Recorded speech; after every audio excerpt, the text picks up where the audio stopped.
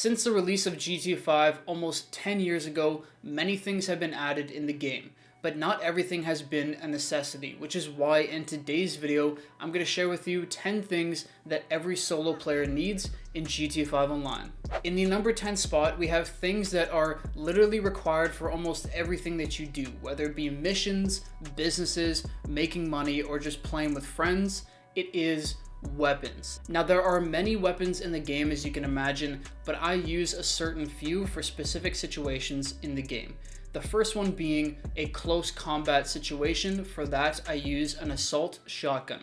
This is a one-shot weapon against NPCs in close range, and because it's an assault shotgun, I'm able to shoot it rapid fire over and over, making this thing incredible. For medium to long range, I use a special carbine as it is a great assault rifle with good distance and power. And then for destroying vehicles like cars and helicopters, I use the railgun, which is a one-shot weapon, and the homing launcher if the vehicle is moving at a decent pace, because we're able to lock onto it.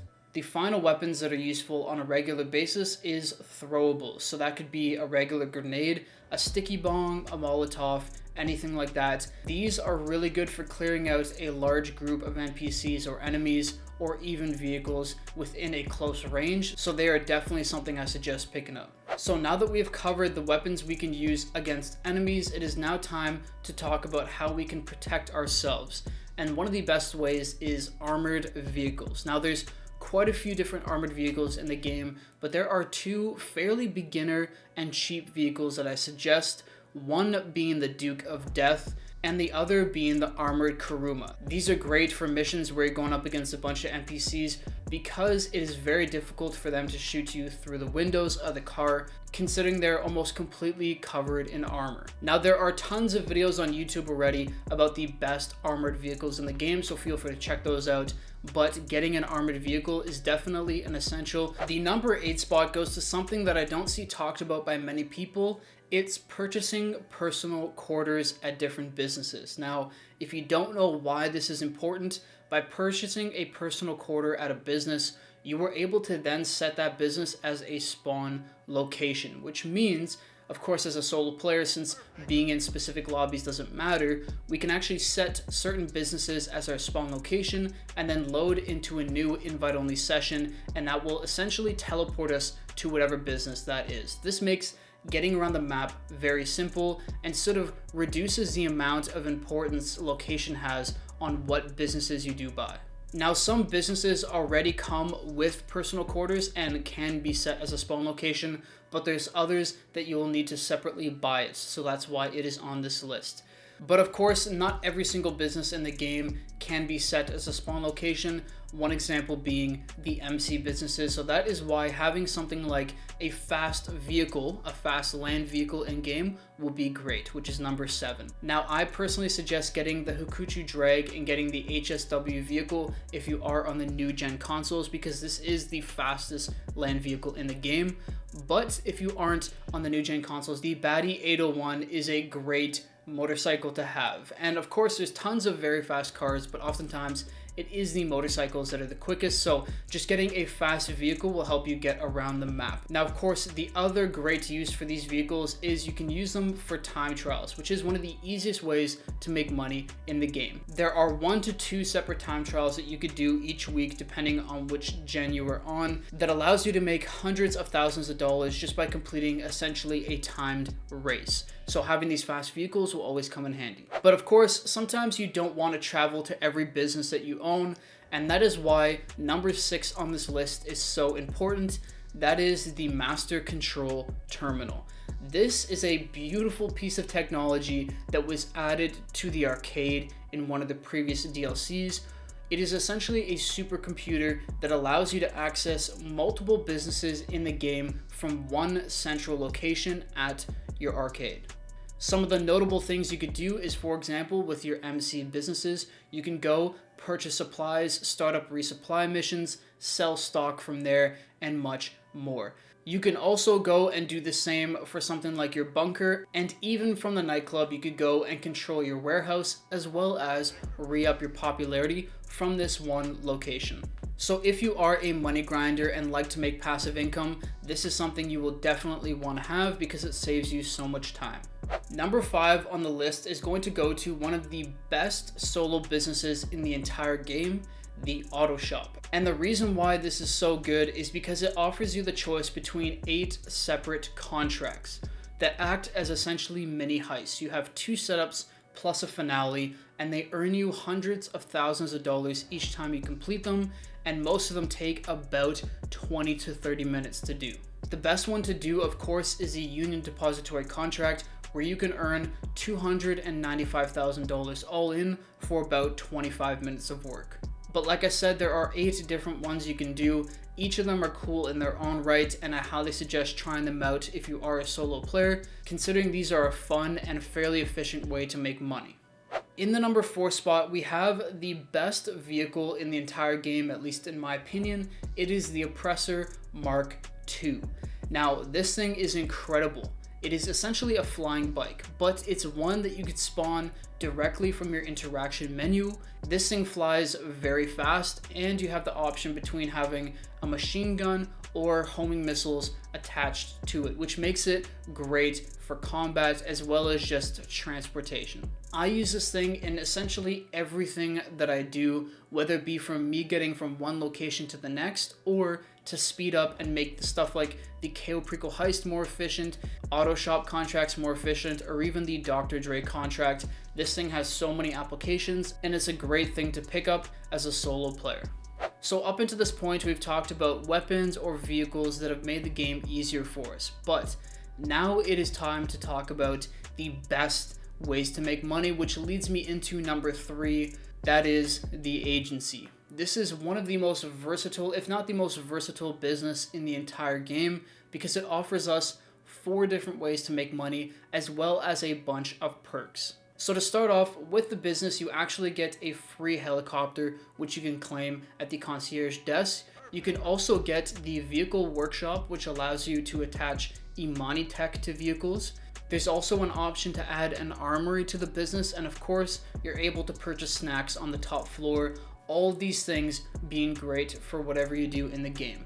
But now we're going to talk about the most important parts, in my opinion, the 4 ways to make money.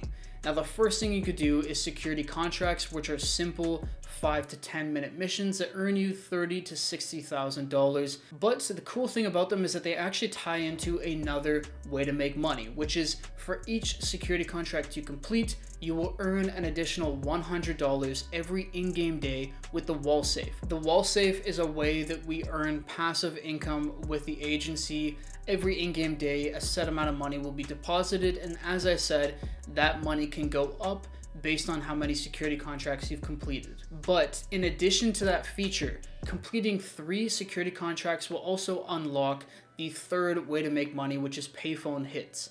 These are simple assassination missions that you could complete, and there will always be a challenge given to do with it. If you complete the assassination and the challenge, you can earn $85,000, and for the most part, these missions take 5 minutes on average, maybe 10 minutes top, but these are great to mix into any money grind you do.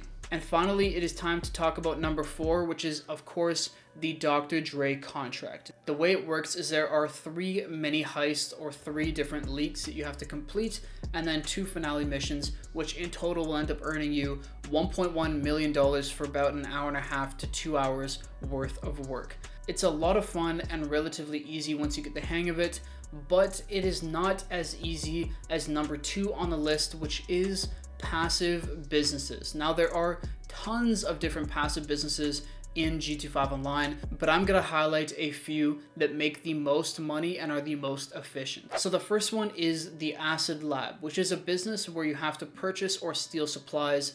Those supplies will then be made into product which you could later on sell for a profit, which is similar to most passive businesses in the game. Now, in the case of the Acid Lab, about $100,000 worth of supplies and 4 hours of time can get you a full lab, which you could later on sell for just over $500,000 if you have the equipment upgrade and you sell in a public lobby with 25 or more people, which isn't that difficult of a task considering you will only ever get one sell vehicle.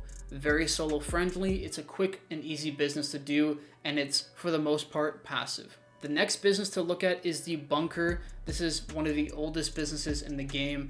If you have the equipment and staff upgrades for it, you can purchase supplies for 75k and then 2.5 hours later sell on that stock for 210,000. An easy way to profit 135k for every 2.5 hours. Third on the list is MC businesses. Now there are quite a few that we could purchase, but not all of them are worth it. The main three I would suggest are the Coca-Cola lockup.